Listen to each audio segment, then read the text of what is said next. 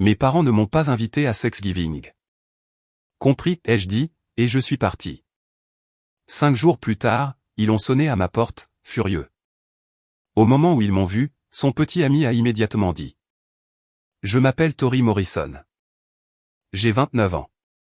Il y a 2 jours, ma mère a appelé pour me dire que je n'étais pas invité à Thanksgiving.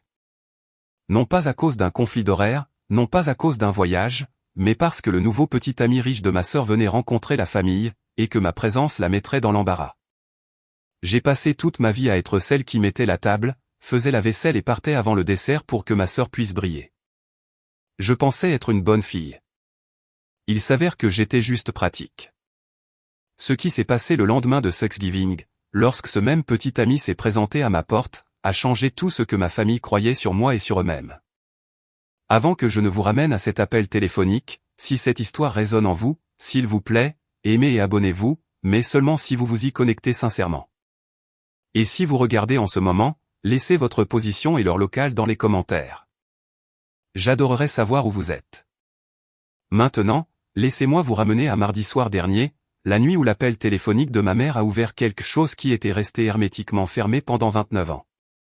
Chaque Thanksgiving dans la maison des Morrison fonctionne selon un système. Ma mère, Linda, commence à planifier 3 semaines à l'avance. Le menu, le centre de table, le plan de table, tout est calibré pour impressionner les voisins, cousins ou amis de l'église qu'elle a invités cette année-là. Dans notre petite ville en dehors de Mont, en Géorgie, Thanksgiving chez les Morrison est un événement. Les gens en parlent à la quincaillerie. Ils en parlent au bureau de poste. Et chaque année, je suis celle qui fait en sorte que cela se produise. J'arrive à 6h00 du matin. J'épluche les pommes de terre. J'arrose la dinde. Je polis l'argenterie que ma mère n'utilise qu'une fois par an. J'arrange les fleurs. Je passe la serpillière sur le sol de la cuisine 2 fois. Une fois avant l'arrivée des invités. Une fois après que quelqu'un ait inévitablement renversé du cidre. Megan, ma sœur aînée, arrive vers midi. Coiffée, manucurée. Elle entre comme une invitée au dîner de sa propre famille, embrasse maman sur la joue et s'assoit. Maman présente Megan à tout le monde. Voici ma Megan. Elle travaille dans la mode à Atlanta. Elle le dit comme si elle dévoilait un tableau. Elle ne me présente pas. Je suis juste la femme en tablier qui remplit les verres d'eau. L'année dernière, j'ai préparé la farce de grand-mère Dot à partir de 0. Sa recette, sa poêle en fonte, sa technique m'ont pris 3 heures. Quand Madame Patterson, la voisine, a posé des questions à ce sujet, maman a souri et a dit « Megan l'a commandé dans ce nouvel endroit en centre-ville ». Je me tenais dans l'encadrement de la porte de la cuisine, tenant une cuillère de service. Megan ne l'a pas corrigé. Maman n'a pas scié. Grand-mère Dot n'était pas là cette année-là. Sa hanche la faisait souffrir, alors j'ai ravalé ma fierté, comme je le faisais toujours. Cette année, cependant, il n'y avait pas d'invitation à ravaler, juste un silence pendant 2 semaines entières. Mardi, 6 jours avant Thanksgiving, j'étais dans l'atelier en train de poncer une façade de tiroir quand mon téléphone a vibré sur l'établi. Maman. J'ai essuyé mes mains sur mon jean et j'ai décroché. Tori, chérie. Sa voix avait cette qualité enveloppée de coton, douce à l'extérieur, avec quelque chose de dur en dessous. Je dois te parler de jeudi. Megan amène quelqu'un à la maison. Il s'appelle Garrett. Il a beaucoup de succès, il est très aisé. C'est la première fois qu'elle amène un petit ami pour nous rencontrer, et elle veut que tout soit parfait. J'ai attendu. Elle pense qu'il vaudrait mieux que tu ne sois pas là cette année. J'ai encore attendu. L'atelier était silencieux, à l'exception du radiateur d'appoint qui s'allumait et s'éteignait. J'ai baissé les yeux sur mes mains, calleuse après 4 ans à façonner le noyer et le chêne, tachées d'huile de lin dans les plis de mes articulations. Ces mêmes mains avaient construit la bibliothèque de grand-mère Dot quand elle ne pouvait pas s'en offrir une. Elles avaient reconstruit le meuble lavabo de la salle de bain dont maman se vante auprès de son club de lecture, bien qu'elle dise à tout le monde que Ron l'a fait. Je comprends, ai-je dit, et j'ai raccroché. Je me suis assise sur le tabouret à côté de mon établi pendant un long moment. Je n'ai pas pleuré. Quelque chose au-delà des larmes était en train de se produire, comme si le dernier verrou retenant une porte lourde avait finalement glissé, et la porte s'ouvrait sur une pièce dans laquelle j'avais eu peur d'entrer. Mon téléphone s'est allumé 3 fois cette nuit-là. Grand-mère Dot. À chaque fois, je l'ai laissé sonner. Je n'étais pas encore prête à entendre de la gentillesse. Cela m'aurait brisé. Voici la chose. Ce n'était pas nouveau. L'appel de Thanksgiving était juste la première fois que quelqu'un le disait à voix haute. J'avais été écarté de la fête de remise des diplômes de Meghan parce que ma tenue était trop décontractée. Je n'avais pas été invité à la fête prénatale de l'ami de maman parce que je ne suis pas doué pour les banalités. À Noël, il y a 2 ans, Meghan était stressée, alors maman m'a demandé de ne venir qu'après le dîner, quand il fallait faire la vaisselle. À chaque fois, je me disais que c'était un incident isolé, un problème d'emploi du temps, un malentendu. Mais cette fois, maman m'a servi la raison sur un plateau d'argent. Tu la mettrais dans l'embarras. Pas nous manquons de place, pas c'est compliqué. Juste toi, la façon dont tu es un problème. Et si je restais silencieuse à nouveau, si je hochais la tête, me faisais toute petite et me présentais la prochaine fois qu'ils auraient besoin de quelqu'un pour mettre la table, alors je ne serais pas seulement invisible. Je serais effacé. J'ai vérifié le compte Instagram de Meghan cette nuit-là, une histoire postée plus tôt dans la journée. La salle à manger chez maman. La nappe repassée, les bougies allumées, la belle porcelaine. Maman, papa, Meghan, tous souriants, tous sur leur 31. La légende disait, préparation de la maison pour notre invité spécial. La famille d'abord. La famille d'abord. J'ai compté les visages sur la photo. 3. Il aurait dû y en avoir 4. J'ai failli envoyer un message à Meghan. J'ai failli taper quelque chose comme vraiment. Ou tu ne pouvais pas au moins me le dire toi-même? Mais j'ai posé le téléphone, car la question qui importait vraiment n'était pas pourquoi il ne m'avait pas invité. La question était, qui était ce petit ami pour lequel toute ma famille était prête à effacer une fille? J'allais bientôt le découvrir, mais pas de la manière dont aucun de nous ne l'attendait. Mercredi matin, j'ai conduit jusqu'à l'épicerie et j'ai acheté un petit blanc de dinde, un sac de pommes de terre Yukon Gold, une boîte de sauce au canneberge et une bouteille de vin. Un Thanksgiving pour une personne. La caissière, Ruthie, qui me connaît depuis que je portais un appareil dentaire, a regardé mon panier et a dit, « Tu ne vas pas chez ta maman cette année ?» Très occupé, ai-je dit, j'ai souri et je suis passé à autre chose. Ce soir-là, grand-mère Dot a rappelé. Cette fois, j'ai décroché. Tori Marie Morrison. Le nom complet, ce n'est jamais bon signe. Ta mère me dit que tu ne viens pas jeudi. Elle dit que tu es occupé. Je suis occupé, grand-mère. Un silence. Le genre de silence que seule une femme de 78 ans, qui a élevé 3 enfants, enterré un mari et survécu à une opération de la hanche, peut produire. Je suis vieille, Tori, pas sourde, et pas aveugle. J'ai pincé les lèvres. Tu viens me voir samedi. Ce n'est pas une demande. Après avoir raccroché, je suis allé dans l'atelier. Le grand projet trônait au centre de la pièce. Une table à manger et 8 chaises, des assemblages à queue d'aronde en noyer massif. 6 mois de ma vie, presque terminés. Le client, Callaway Interior, l'avait commandé par l'intermédiaire de son chef de projet. Je n'avais jamais rencontré le propriétaire, j'avais juste échangé des spécifications et des croquis par l'intermédiaire d'une femme nommée Dana. La plus grosse commande que je n'avais jamais obtenue. La facture sur mon bureau indiquait 47 000 $. Le jour de Thanksgiving, j'ai fait rôtir mon petit blanc de dinde, j'ai préparé une purée de pommes de terre selon la recette de Dot et j'ai mangé seul au comptoir de ma cuisine.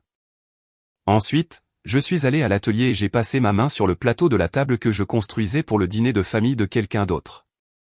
8 chaises, de la place pour tout le monde. Vendredi matin, 7h45. On a sonné à ma porte. J'ai ouvert la porte en pantalon de survêtement et en chemise de flanelle, mon café toujours à la main. Maman se tenait sur le porche.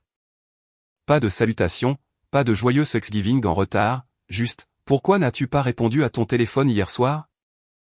Derrière elle, papa, les mains dans les poches de sa veste, fixait le paillasson comme s'il lui devait de l'argent. Et derrière eux, Meghan, la mâchoire serrée, les yeux fuyants. À côté d'elle se tenait un homme que je n'avais jamais vu.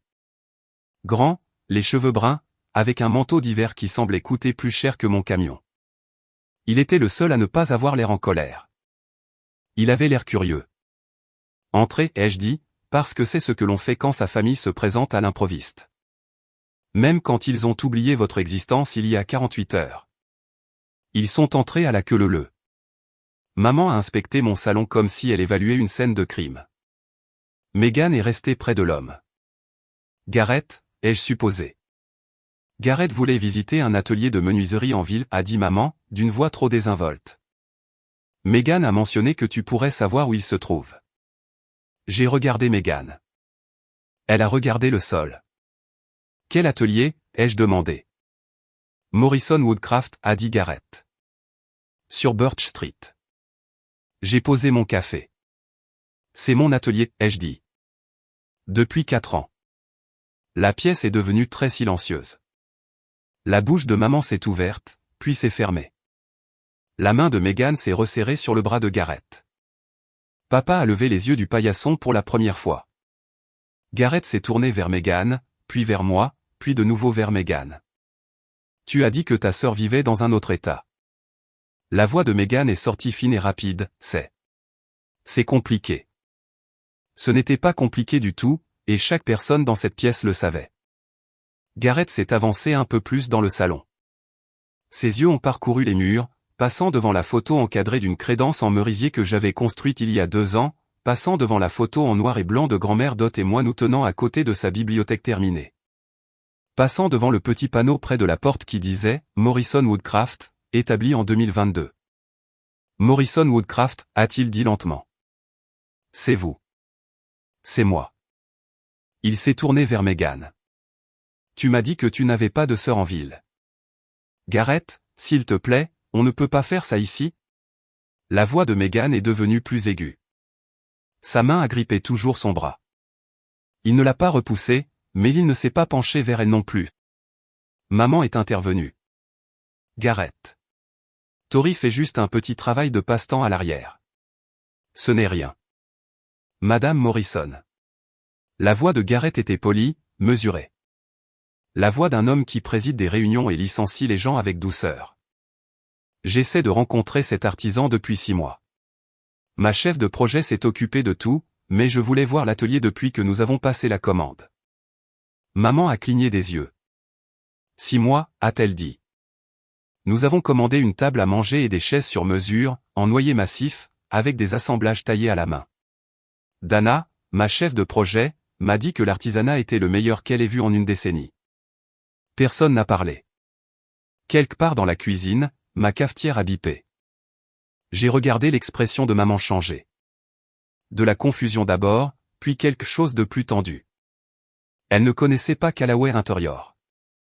Elle ne savait rien de tout cela parce qu'elle n'avait jamais demandé. En 4 ans de gestion de l'atelier, maman n'avait jamais franchi la porte une seule fois.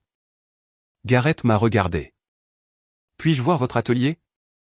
J'ai soutenu son regard pendant une seconde, puis j'ai hoché la tête. Suivez-moi. L'atelier se trouve derrière la maison, un garage pour 2 voitures converti avec une rangée de hautes fenêtres sur le mur sud. Quand j'ai ouvert les doubles portes, la lumière du matin s'est déversée sur le sol en béton, accrochant la sueur qui flottait encore dans l'air depuis la session d'hier. Gareth s'est arrêté sur le seuil. La table trônait au centre de la pièce, de 8 pieds de long, en noyer noir massif, le grain courant en ligne nette et ininterrompue d'un bout à l'autre. Les pieds avaient une conicité subtile que j'avais façonnée à main levée, rien ne provenait d'un gabarit. Autour, 6 des 8 chaises étaient terminées, les 2 autres serrées sur l'établi du fond. Il a marché jusqu'à la table sans dire un mot, a passé ses doigts le long du bord, s'est accroupi et a examiné les assemblages, les queues d'aronde où la ceinture rencontrait les pieds. Il s'est relevé. « C'est la mienne », a-t-il dit doucement. C'est la commande Callaway. J'ai jeté un coup d'œil à la facture épinglée sur le tableau en liège au-dessus de mon établi. Ensemble de salle à manger Callaway Interior, commande personnalisée. J'ai regardé Gareth, puis de nouveau la facture, les pièces s'emboîtant. Vous êtes Callaway Interior, ai-je dit. Je suis Callaway Interior, et vous êtes celle qui construit ma table à manger. Derrière nous, dans l'encadrement de la porte, maman et Meghan se tenaient épaule contre épaule. Le visage de maman était devenu blanc, pas un blanc d'embarras, mais la couleur de quelqu'un qui regarde un bâtiment qu'il a construit commencer à pencher. Megan fixait la table comme si elle n'avait jamais vu de bois auparavant. Papa s'attardait un pas derrière elle. Cependant, il me regardait, moi, pas la table, pas Gareth, moi. Et sur son visage, il y avait quelque chose que je n'avais pas vu depuis des années. C'était peut-être de la reconnaissance. D'accord, je dois faire une pause ici pour une seconde. Debout dans cet atelier, regardant Gareth passer sa main sur ma table à manger, celle que j'avais passé 6 mois à façonner, joint par joint, pendant que ma mère se tenait derrière lui avec l'expression de quelqu'un qui venait d'avaler son propre mensonge. C'était la première fois que quelque chose changeait en moi. Mes mains, ces mêmes mains dont maman disait qu'elle mettrait Megan dans l'embarras. Ces mêmes mains qui étaient trop rugueuses pour une table de dîner de Thanksgiving. Ces mains étaient la raison pour laquelle cet homme avait traversé la ville en voiture le lendemain de la fête. Si on vous a déjà dit que vous n'étiez pas assez bien par les personnes qui auraient dû vous voir en premier, laissez un emoji de feu dans les commentaires. Je les vois tous. Maintenant, laissez-moi vous dire ce qui s'est passé ensuite. Parce que l'atelier n'était que le début. De retour à l'intérieur, Gareth était différent. Pas en colère. Il recalculait. Je connais ce regard. Je l'ai moi-même quand une mesure est décalée d'un 16e de pouce et que tout le design change. Il s'est assis à la table de ma cuisine, celle que j'avais fabriquée en pain de récupération il y a 3 ans, et il a parlé de métier, du sens des fibres, des techniques de séchage, de l'endroit où je m'approvisionnais en noyer. Ces questions étaient précises, informées.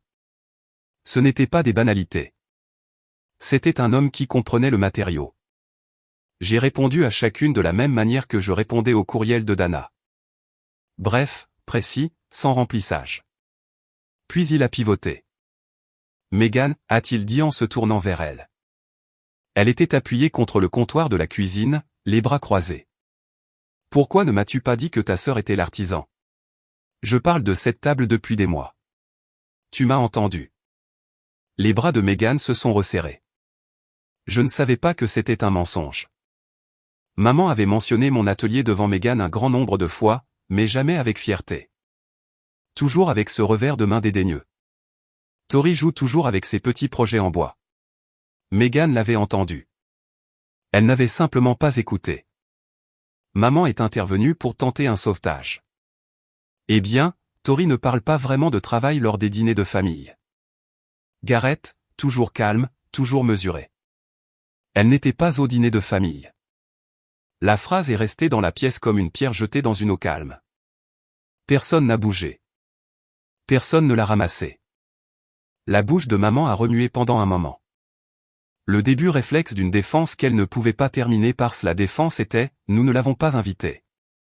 Et elle ne pouvait pas dire ça à voix haute. Pas à cet homme. Pas après tout ce qu'elle avait fait pour l'impressionner. Gareth la regardait, patient, attendant. Elle n'a pas rempli le silence pour une fois dans sa vie.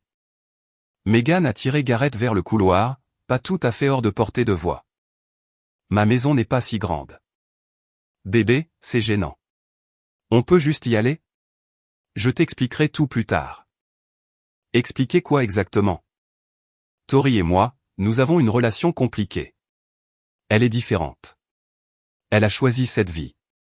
Elle a dit cette vie de la manière dont on dit ce quartier, isolé, inférieur, un endroit où l'on ne fait que passer. Gareth a regardé en arrière vers la porte de l'atelier. À travers la fenêtre, on pouvait voir la table, les chaises, le mur d'outils à main, les ciseaux, les rabots, les trusquins, chacun accroché avec précision, les dessins techniques épinglés au-dessus de l'établi. Ce n'était pas une remise pour un passe-temps. C'était un studio de production. Elle a choisi ça, a répété Gareth.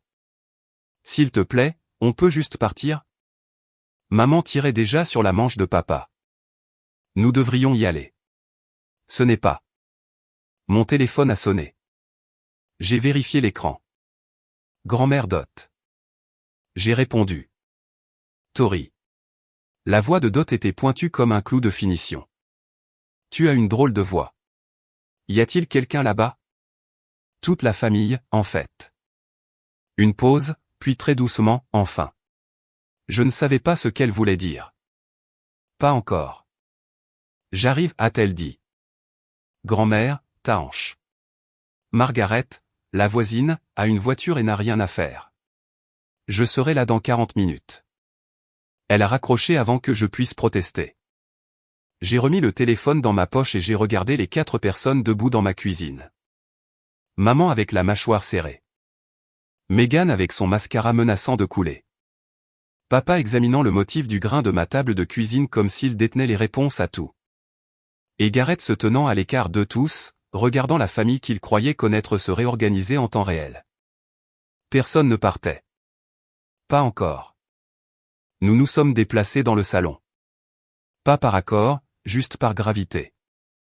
Les gens s'assoient quand ils ne savent pas quoi faire d'eux-mêmes. Maman a pris le fauteuil, s'est positionnée comme si elle présidait une réunion de comité. J'ai reconnu la posture. Elle était sur le point de gérer cela. Gareth, elle a utilisé sa voix chaleureuse, celle qu'elle réserve aux invités. Je veux que vous compreniez que Tori est très talentueuse à sa manière. Nous sommes tous fiers d'elle, mais hier était une occasion spéciale. Nous voulions que l'attention soit concentrée sur Megan. Et Tori l'a compris. Gareth s'est penché en avant. Je ne le dirai pas comme ça. Le calme de maman s'est fissuré. Juste une petite fissure. Gareth, j'ai passé 30 ans à garder cette famille unie. Je sais ce qui fonctionne et ce qui ne fonctionne pas. Et quand votre fille rencontre quelqu'un d'important, elle s'est arrêtée, s'est rattrapée, a réalisé que quelqu'un d'important était assis à 3 pieds de distance, en train de la fixer. Gareth n'a pas bronché. Madame Morrison, j'étais l'invité important, et la personne que je voulais le plus rencontrer dans cette ville, apparemment, n'a pas été invitée au dîner. Megan a couvert sa bouche, pas sous le choc, mais en mode contrôle des dégâts. Elle calculait vite, essayant de trouver l'angle qui ferait disparaître tout cela. Papa était assis dans le coin du canapé. Il n'avait pas parlé depuis son arrivée. Ses mains étaient jointes entre ses genoux. Il ressemblait à un homme qui était assis exactement comme ça depuis 30 ans. Et je me tenais près de la fenêtre en observant tout cela, de la même manière que j'ai toujours regardé ma famille jouer la comédie. Depuis les bords, depuis l'encadrement de la porte, depuis la cuisine. Sauf que cette fois, quelqu'un a remarqué que je me tenais là. Les larmes sont arrivées exactement à l'heure. Le menton de Megan a tremblé. Ses yeux se sont remplis. Elle a pressé sa paume contre sa poitrine comme si elle maintenait ensemble quelque chose de fragile. J'avais vu cette performance à chaque crise familiale depuis qu'elle avait 16 ans. La dispute avec papa au sujet de la voiture, la fois où elle a épuisé la limite de la carte de crédit de maman, la dispute au sujet de son déménagement à Atlanta. Megan pleure. Maman la réconforte. Tous les autres deviennent le problème. Tu ne comprends pas ce que c'est, a dit Megan, la voix se brisant magnifiquement. De grandir avec quelqu'un qui est toujours différent. J'essayais de protéger tout le monde. J'essayais de m'assurer que le dîner se passe bien. Maman a traversé la pièce et a mis son bras autour des épaules de Megan, juste là dans mon salon, dans ma maison, réconfortant la personne qui m'avait effacé. Tu vois, a dit maman, se tournant vers moi. C'est ce qui arrive, Tori. Tu causes toujours des problèmes. Je l'ai senti atterrir. 29 ans de cette phrase et elle atterrissait toujours. Mais pour la première fois, je l'ai vue atterrir de l'extérieur aussi. Parce que Gareth regardait et que papa regardait Gareth regardait. Et dans le silence qui a suivi l'accusation de maman, j'ai vu quelque chose que je n'avais jamais vu dans la chorégraphie de cette famille auparavant. Un témoin. Quelqu'un d'extérieur au système. Quelqu'un qui n'avait pas été entraîné à accepter que les larmes de Megan signifiaient que la conversation était terminée. Quelqu'un qui ne connaissait pas le scénario. Gareth a regardé Megan, a regardé maman, m'a regardé. Son expression n'était pas de la pitié. Ce n'était même pas de la sympathie. C'était de la clarté. Il faisait le calcul. Et je pouvais dire que les chiffres ne s'additionnaient pas comme Megan en avait besoin. Il était là, le scénario. 29 ans du même scénario. Mais cette fois, il y avait quelqu'un dans le public qui n'avait pas acheté de billets. Gareth s'est levé. Il n'a pas élevé la voix, n'a pas fait de geste, il s'est simplement tenu debout de la manière dont les hommes se tiennent lorsqu'ils ont pris une décision et qu'ils ont fini d'attendre pour l'annoncer. Megan, a-t-il dit, calme, direct. Tu m'as dit que tu n'avais pas de sœur dans les environs. Tu m'as dit qu'elle n'était pas proche de la famille. Tu m'as laissé entrer dans Thanksgiving en pensant que vous étiez 3. Je n'ai pas menti. Tu l'as effacé. Le mot a atterri comme une main sur une table. Net, final. Maman a essayé d'intervenir. Gareth, s'il vous plaît. C'est une affaire de famille. Avec tout le respect que je vous dois, Madame Morrison, je suis en train de parler. Il s'est tourné de nouveau vers Meghan. Et sa voix portait quelque chose de plus lourd que de la colère. De la déception. Le genre de déception qui s'infiltre jusqu'aux os. J'ai construit mon entreprise à partir d'un garage. J'ai poncé des sols pendant 3 ans avant que quiconque ne me prenne au sérieux. Je sais à quoi ressemblent ses mains. Il a fait un signe de tête vers moi. Je sais ce qu'il en coûte de construire quelque chose de réel avec elle. Il a fait une pause. Il a laissé la pièce rattraper son retard. Et tu as demandé à ta famille de cacher la seule personne dans cette maison qui construit réellement des choses avec ses mains parce que tu avais honte d'elle. Meghan a ouvert la bouche. Rien n'en est sorti. Papa s'est agité sur le canapé. Il fixait Gareth comme un homme voyant son propre silence lui être décrit par un étranger. Le bras de maman était tombé des épaules de Meghan. Elle se tenait seule maintenant au centre de mon salon, dépouillée du récit qu'elle avait passé des décennies à peaufiner, la mère dévouée, la famille fière, la vie bien organisée. Je n'ai rien dit. Ce n'était pas nécessaire. Le silence faisait tout le travail. Et pour une fois, je n'étais pas celle qui était assise seule à l'intérieur de celui-ci. Je me suis éloigné de la fenêtre. Maman. Ma voix était stable.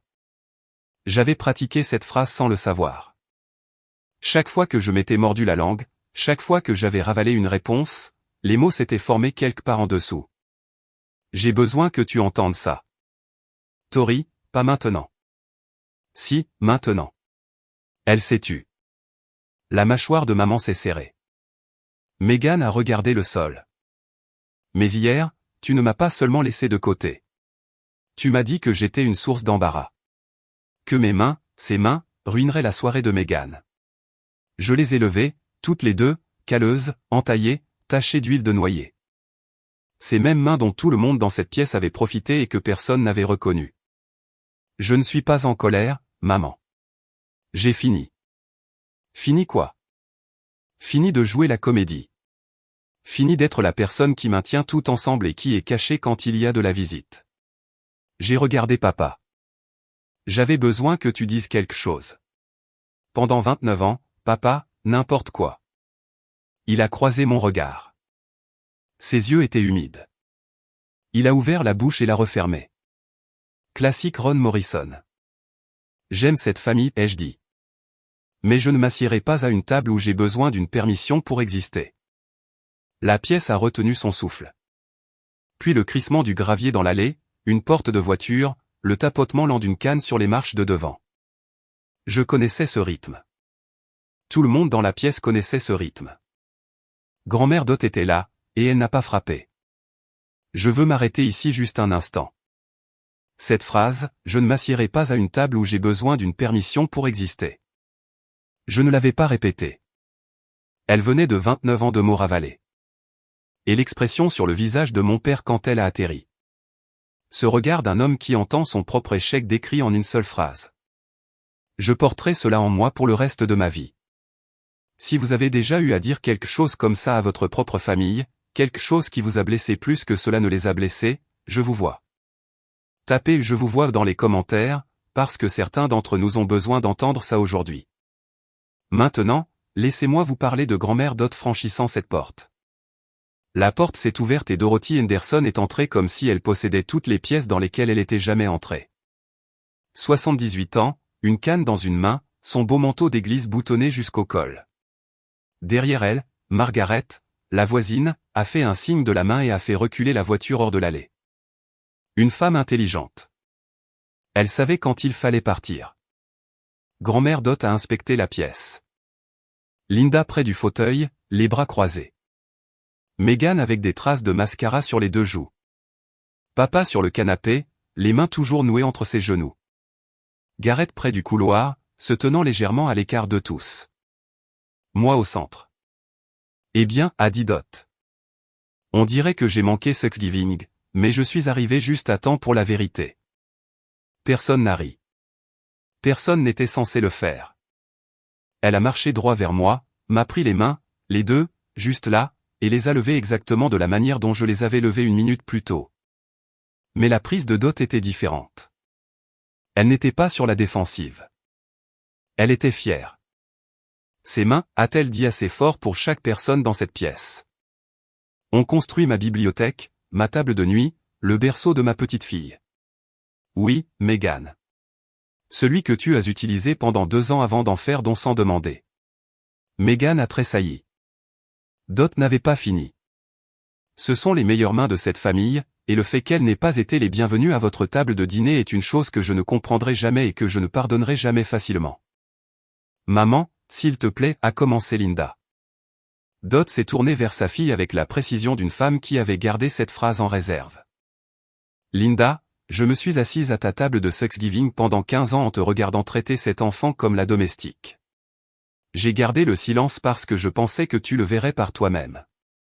Elle a fait une pause. J'avais tort. La pièce s'est réorganisée après que Dot ait parlé. Pas physiquement. Personne n'a bougé, mais le centre de gravité s'est déplacé. Maman ne dirigeait plus cette scène. Garrett s'est éclairci la gorge. Tori, je vous dois des excuses. Pourquoi? Je n'avais aucune idée que ma petite amie avait dit à sa famille de vous exclure, surtout à cause de moi. Vous ne le saviez pas. Je le sais maintenant. Il s'est tourné vers Megan et sa voix a baissé, pas en volume, mais en chaleur. Tu m'as dit qu'elle te mettrait dans l'embarras. La femme qui construit une table à manger de 47 000 $ pour mon entreprise te mettrait dans l'embarras. Le chiffre a frappé la pièce comme un éclair dans un champ silencieux. 47 000 $. Pendant un moment, personne n'a respiré. Les lèvres de maman se sont entr'ouvertes. Ses yeux se sont posés sur moi, puis sur la porte de l'atelier, puis de nouveau sur moi. Je pouvais voir l'arithmétique se faire derrière son visage. Des années du petit passe-temps de Tori tombant en poussière. Papa a levé les yeux. Quelque chose dans sa posture s'est redressé, à peine, comme un homme qui entend un verdict. C'est. La voix de Megan était toute petite. C'est combien cela coûte? C'est combien le talent coûte, Megan, a dit Garrett. Il ne l'a pas dit cruellement. Il l'a dit de la manière dont quelqu'un corrige un malentendu fondamental. Clairement, sans plaisir. Je n'ai pas réagi aux chiffres. Je savais déjà ce que valait mon travail. Je fixe moi-même le prix de chaque commande. Mais pour ma famille, debout dans ma maison devant mon atelier, entourés par les preuves d'une carrière qu'ils avaient rejetée pendant 4 ans, c'était la première fois qu'ils entendaient un montant en dollars attaché à mon nom. Garrett a pris son manteau sur le dossier de la chaise. J'aimerais parler affaires avec vous, Tori, séparément. Puis, à Megan, toi et moi avons aussi besoin de parler, mais pas ici. Le calme de maman a volé en éclats. C'est ridicule. Sa voix avait ce ton aigu et éraillé qu'elle prend lorsqu'elle sent que la pièce lui échappe. Tori, tu dois toujours tout ramener à toi. Nous sommes venus ici pour aider Garrett à trouver un atelier et maintenant. Linda, arrête. La voix de grand-mère Dot a tranché net. Maman s'est tournée vers sa propre mère et quelque chose que je n'avais jamais vu auparavant s'est produit. Les yeux de Linda Morrison se sont remplis de larmes. Maman, j'ai travaillé si dur pour garder cette famille unie. Tout ce que je fais, chaque dîner, chaque fête, chaque appel téléphonique est pour cette famille. Et personne ne le voit. Personne n'apprécie. Tu as travaillé dur pour que cette famille ait l'air unie. Dot s'est appuyé sur sa canne, solide comme un poteau. Ce n'est pas la même chose, Linda. Cela n'a jamais été la même chose. Maman est restée là, la bouche ouverte, sans mots. C'était le silence le plus honnête dont j'avais jamais été témoin dans notre famille. Papa s'est levé du canapé. Il a marché vers maman et a posé sa main sur son épaule. Il n'a pas parlé, mais il ne s'est pas éloigné non plus. Pour Ron Morrison, c'était une révolution. Megan, doucement, je ne voulais pas que cela aille si loin. Dot a pivoté vers sa petite fille aînée. Tu ne voulais pas que cela se découvre. C'est différent de ne pas le vouloir, ma chérie. Le visage de Megan s'est décomposé. Pas les larmes artificielles d'avant. Quelque chose de brut. Elle s'est tournée vers la porte, décrochant son manteau de la patère. J'ai besoin de partir, a-t-elle murmuré. Personne ne l'en a empêché. Garrett l'a suivie à quelques pas de distance, les clés déjà à la main, la mâchoire serrée avec l'expression d'un homme qui vient d'apprendre quelque chose qu'il ne peut pas désapprendre. Maman et papa sont partis en dernier. Papa s'est arrêté sur le seuil, a ouvert la bouche, l'a fermée, puis... Je suis désolé, ma grande. 2 mots, avec 30 ans de retard, mais il les a dit. Quand la porte s'est fermée, il n'y avait plus que moi et grand-mère Dot.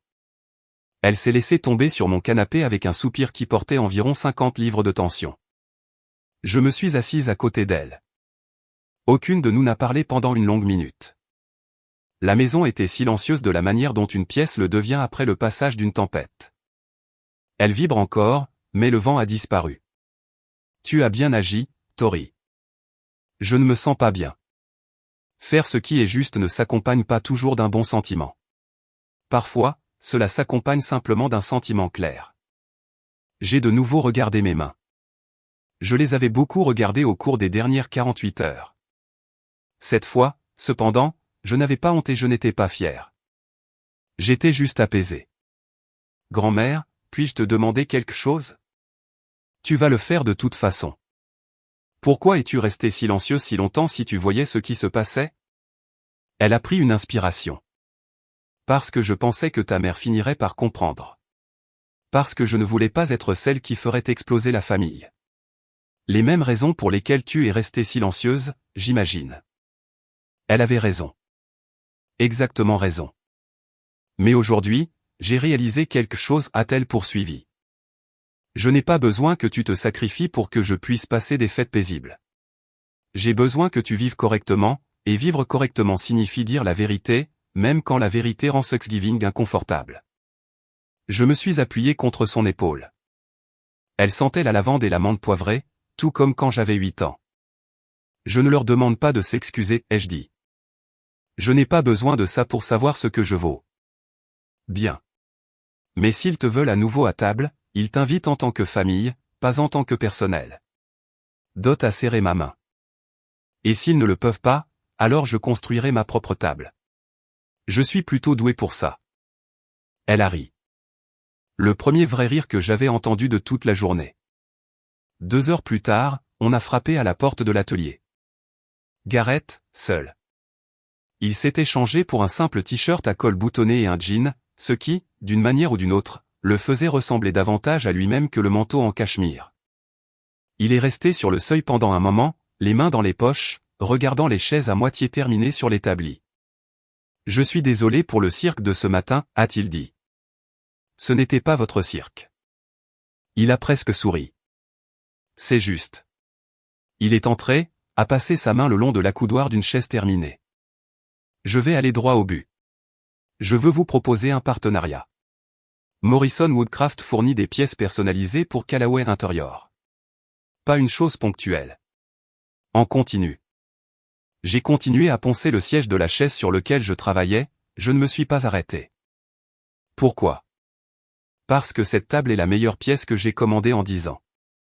Et je commande beaucoup. Je veux cette qualité dans mes salles d'exposition. Je suis une entreprise d'une seule personne. Je sais. Je ne vous demande pas de changer d'échelle.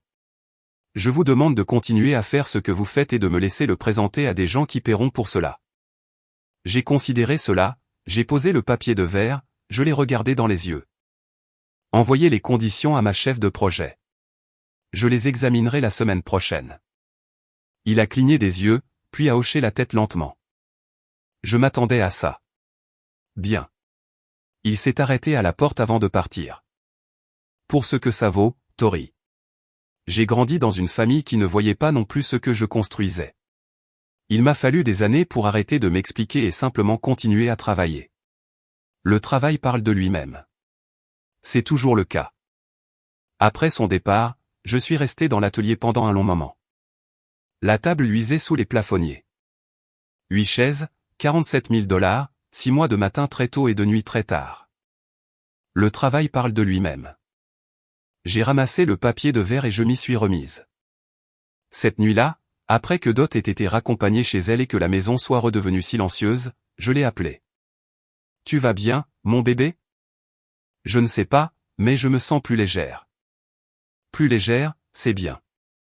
Plus légère signifie que tu as posé quelque chose. » Je me suis assise sur le sol de l'atelier, le dos contre le mur, le téléphone pressé contre mon oreille. Par la fenêtre, je pouvais voir les étoiles, claires et froides, comme elles le deviennent à la fin du mois de novembre en Géorgie quand il n'y a pas de couverture nuageuse. MHM. Après l'appel de maman mardi, celui où elle m'a dit de rester à l'écart, je me suis assise ici et j'ai regardé mes mains. Et pendant environ 10 secondes, j'ai eu honte d'elle. J'ai vraiment eu honte de ses mains. Dot était silencieuse. « Ton grand-père, a dit Dot, et sa voix s'est adoucie de la manière dont elle ne le fait que lorsqu'elle parle de lui. M'a dit quelque chose avant de mourir. Il a dit, Dot, celle de cette famille qui peut tenir un ciseau à bois sans tressaillir, c'est celle qui s'en sortira. » J'ai fermé les yeux. Il parlait de toi, Tori. Il l'a vu quand tu avais 9 ans, en train de sculpter un petit oiseau dans un bloc de pain dans son garage. Il savait. J'ai pleuré à ce moment-là. Pas les pleurs bruyants, les pleurs silencieux et lents qui viennent quand quelqu'un vous dit une chose que vous aviez besoin d'entendre il y a 20 ans. Je n'ai pas besoin que tu te sacrifies pour que je puisse être heureuse, a dit Dot. J'ai besoin que tu vives correctement. Tu as déjà dit ça aujourd'hui. Certaines choses valent la peine d'être répétées. Le lendemain matin, 2 courriels attendaient dans ma boîte de réception. Le premier courriel était de Dana chez Callaway Interior. Une proposition de partenariat, 6 pages, formatée de manière professionnelle. Je l'ai gardé pour lundi. Le deuxième était de papa. L'objet indiquait de papa. Comme si je pouvais ne pas reconnaître son nom. Tori, j'aurais dû dire quelque chose il y a des années. Je ne suis pas doué pour ça. Ta mère t'aime, mais elle ne te voit pas. Je veux dire que ce n'est pas ma faute, mais je sais que ça l'est parce que je n'ai jamais rien dit quand j'aurais dû le faire. Je t'ai regardé construire cet atelier à partir de rien. Je t'ai regardé travailler des journées de 18 heures. J'ai regardé cette table prendre vie pièce par pièce. Et je ne t'ai pas dit une seule fois que j'étais fier de toi. Je suis fier de toi. Je l'ai toujours été. J'étais juste trop silencieux. Je ne sais pas si je peux réparer ce qui est cassé. Mais je veux que tu saches que je te vois, Tori. J'aurais dû le dire à la table du dîner. J'aurais dû le dire devant ta mère. J'aurais dû le dire à chaque fois qu'elle te demandait de t'écarter pour que Megan puisse briller. Je suis désolé, ma grande. Papa. Je l'ai lu 3 fois. Puis j'ai fermé mon ordinateur portable, j'ai marché jusqu'à l'atelier et j'ai ramassé un ciseau à bois. Je n'ai pas répondu cette nuit-là, non pas parce que j'étais en colère, mais parce que j'avais besoin que les mots signifient quelque chose quand je le ferais. Une réponse rapide l'aurait tiré d'affaire. Une réponse soigneusement réfléchie pourrait réellement commencer quelque chose de vrai. Alors j'ai travaillé de la manière dont je travaille toujours quand j'ai besoin de réfléchir. Les mains en mouvement, l'esprit en train de trier, la sueur s'accumulant autour de mes bottes. Certaines choses prennent du temps. Les meubles, la confiance, les pères qui apprennent à parler. Je lui donnerai le temps, mais je ne comblerai pas son silence à sa place. Plus maintenant. 2 semaines plus tard, la nouvelle a fait son chemin par les canaux habituels, ce qui, dans une ville de cette taille, signifie qu'elle a circulé par le restaurant, le parking de l'église et le salon de coiffure en environ 72 heures. Gareth et Megan, c'était fini. Pas d'éclat, pas de scène publique. Il lui a simplement dit clairement qu'il avait besoin de quelqu'un qui ne cachait pas des parties de sa vie. Megan est retournée à Atlanta, a passé son compte Instagram en privé. Elle m'a appelé un mercredi après-midi. J'étais en train de teindre un banc pour un client à Savannah. C'est de ta faute, a-t-elle dit. Pas de salutation. Si tu étais simplement resté à l'écart comme maman te l'avait demandé. Megan. Il allait faire sa demande. Le savais-tu? La veille de Noël. Il me l'a dit après notre rupture. La veille de Noël, Tori. Et tu as tout gâché. Megan. Il n'est pas parti à cause de moi. Il est parti à cause de ce que tu lui as dit sur moi. Un silence. Tu penses que tu es meilleur que moi maintenant? Sa voix s'est brisée. Parce qu'un gars a aimé ta petite table? Non, Je pense que j'ai toujours été ton égal. C'est juste que tu ne pouvais pas te permettre de voir ça. Je l'ai entendu respirer, le souffle court, blessée, furieuse. Une part de moi avait mal pour elle, sincèrement. Meghan n'est pas un monstre. C'est une femme qui a construit son identité sur le fait d'être celle qui est impressionnante. Et quand l'échafaudage a cédé, elle ne savait pas comment se tenir debout sans lui. Mais je ne pouvais plus porter son poids. Pas au prix de mes propres os. Quand tu seras prête à parler de ce qui s'est réellement passé, pas de ce que j'ai fait à ta relation, je suis là. Tu connais le numéro. J'ai raccroché, j'ai posé le téléphone sur l'établi, j'ai ramassé le pinceau pour la teinture. Le bois se moque de savoir qui est en colère. Il a juste besoin que vous soyez là et que vous finissiez le travail. Maman n'a pas appelé. J'ai eu de ses nouvelles par grand-mère Dot. De la manière dont on apprend l'évolution des systèmes météorologiques de seconde main, à distance, en regardant les nuages depuis un endroit sec. Linda a pleuré pendant 3 jours. Pas à propos de Gareth quittant Meghan, bien que cela l'ait blessée. À propos de ce que Dot lui avait dit dans mon salon. Les 15 années d'observation. Le silence qui n'était pas vraiment un silence. La différence entre avoir l'air d'être uni et être uni. Linda a cessé de venir chez Dot pendant une semaine, ce qui dans notre famille est l'équivalent d'un incident diplomatique. Dot me l'a dit au téléphone. De manière factuelle, la manière dont elle rapporte tout. Ta mère boude, a-t-elle dit. Elle fait ça quand elle a tort et qu'elle n'a pas encore trouvé comment en faire la faute de quelqu'un d'autre. J'ai presque ri. Puis Dot a ajouté, elle est venue hier, cependant, elle s'est assise à la table de la cuisine, celle que tu as construite, au fait, quand tu avais 26 ans, et a pleuré dans son café. Qu'a-t-elle dit? Rien qui vaille la peine d'être répété pour le moment. Elle en est toujours à la partie où elle s'apitoie sur son propre sort. La partie où elle se sent désolée pour ce qu'elle t'a fait, ça viendra plus tard, si ça vient. Tu penses que ça viendra? Dot a fait une pause. Ta mère n'est pas mauvaise, Tori. Elle a peur. Elle a peur depuis qu'elle a failli perdre ton père il y a 15 ans pour des questions d'argent. Et elle a décidé que la seule façon de rester en sécurité était de s'assurer que cette famille ait l'air d'avoir du succès de l'extérieur. Meghan était sa preuve. Tu étais la chose qui ne rentrait pas dans le cadre. Cela ne rend pas la chose acceptable. Non, ce n'est pas le cas. Mais cela la rend humaine. Et les choses humaines peuvent changer. J'ai tenu le téléphone et je n'ai rien dit pendant un moment. Puis, je ne l'appellerai pas en premier, grand-mère. Personne ne te l'a demandé. Le mois de décembre s'est installé. Matin froid, givre sur les fenêtres de l'atelier, l'odeur du café et de la sueur avant le lever du soleil. J'ai signé le partenariat Callaway, non exclusif. J'ai gardé le droit de prendre des commandes indépendantes.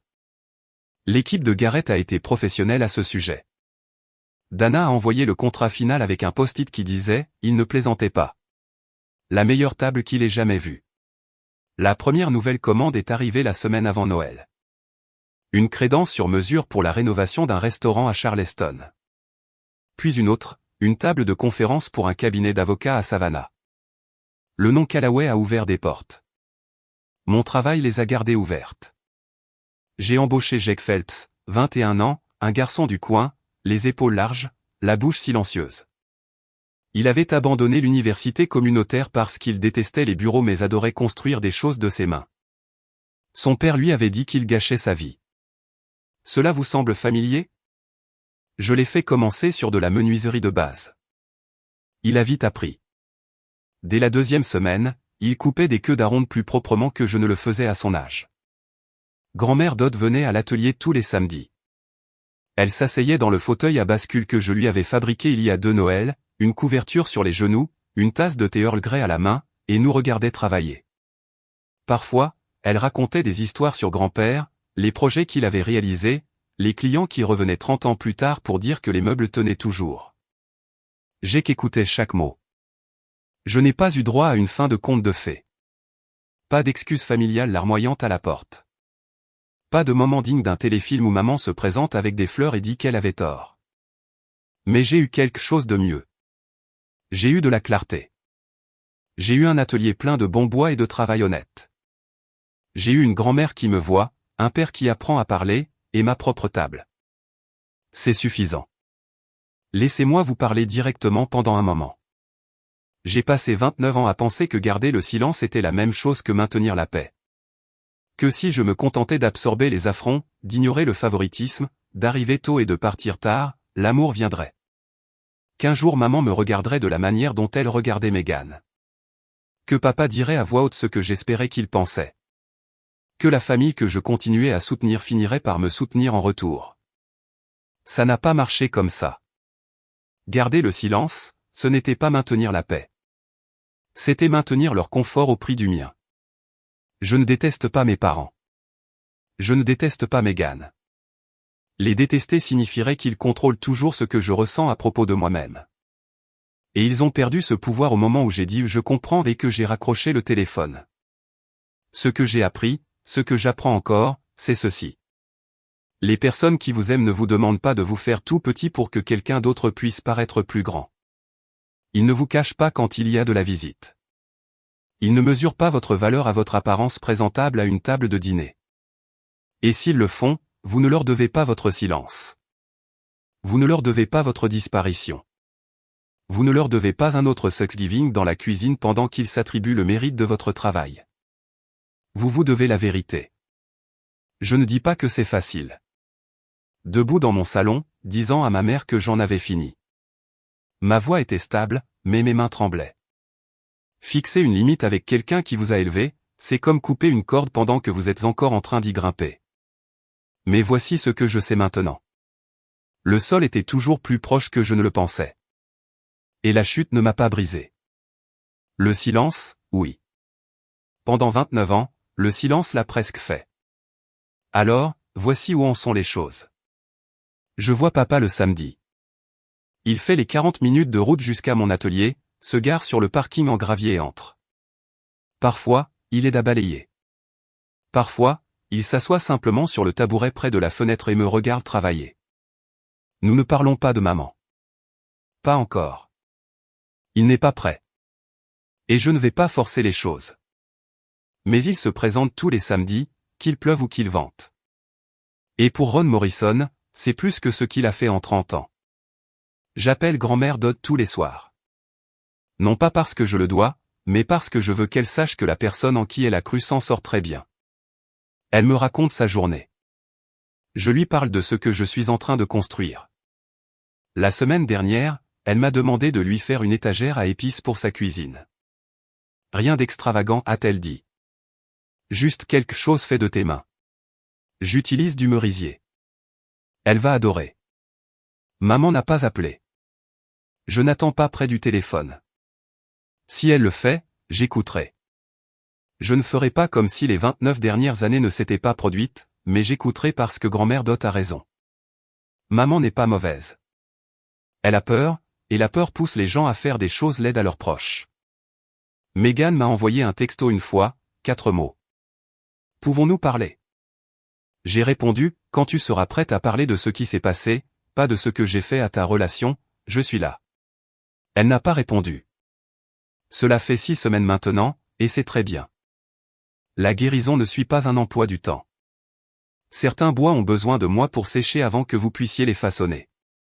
Si vous précipitez le processus, ils se fissurent. Je leur donne du temps. Mais je ne reste pas immobile pendant qu'ils essaient de comprendre. J'ai des tables à construire. Matin de Noël, l'atelier. Grand-mère Dot est dans son fauteuil à bascule près de la fenêtre, portant le gilet rouge qu'elle a depuis 1998. Elle a une tasse de thé dans une main et elle raconte à Jake la fois où grand-père a construit un cheval à bascule pour la vente aux enchères de l'église et l'a accidentellement fait grandeur nature. J'écris tellement fort qu'il doit poser son ciseau à bois. Papa est dans le coin, poussant un balai autour d'un tas de copeaux qui n'a pas vraiment besoin d'être balayé. Il porte une chemise de flanelle que je n'ai jamais vue auparavant, pas son uniforme habituel avec pantalon kaki et polo. Il a l'air différent, plus léger, comme un homme qui se souvient lentement de qui il était avant de commencer à disparaître. Sur mon établi, le contrat Callaway signé, un nouvel ensemble de plans pour une crédence en noyer, et une petite carte de dot qui dit « Joyeux Noël, ma fille bâtisseuse ». Grand-père serait si fier. Je ramasse un rabot et je le passe le long du bord d'une planche. Le copeau de bois se détache, fin comme du papier, et le grain en dessous est sans défaut, net, honnête. Pas de nœud, pas de fissure, pas de pourriture cachée. Je pense à l'appel téléphonique de ma mère, aux mots qui ont brisé quelque chose. Tu la mettrais dans l'embarras. Je pense à Gareth sur le seuil de l'atelier. À Dot me tenant les mains, au courriel de papa, au silence de Mégane. Je regarde mes mains, calleuses, entaillées, tachées d'huile de lin et de poussière de noyer, rugueuses dans tous les endroits qui comptent. Ma mère a dit que ses mains mettraient ma sœur dans l'embarras. Gareth a dit que ses mains étaient la raison pour laquelle il avait conduit 40 minutes à travers la ville. Grand-mère Dot a dit que ses mains étaient la meilleure chose dans cette famille. Mais je vais vous dire ce que sont vraiment ses mains. Elles sont à moi. Et c'est suffisant. C'est mon histoire.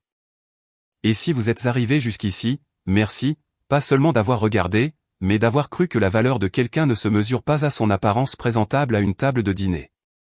Maintenant, je veux entendre la vôtre. Laissez un commentaire. Avez-vous déjà eu à fixer une limite avec quelqu'un qui était censé vous aimer sans condition? Cela vous a-t-il coûté la relation, ou cela vous a-t-il sauvé? Et si cette histoire vous touche de près, si vous avez déjà été celui ou celle qui met la table et par avant le dessert, regardez la vidéo en lien dans la description. Elle parle de quelqu'un d'autre qui a choisi la dignité plutôt que de disparaître. Je pense que vous la reconnaîtrez. Je vous y verrai.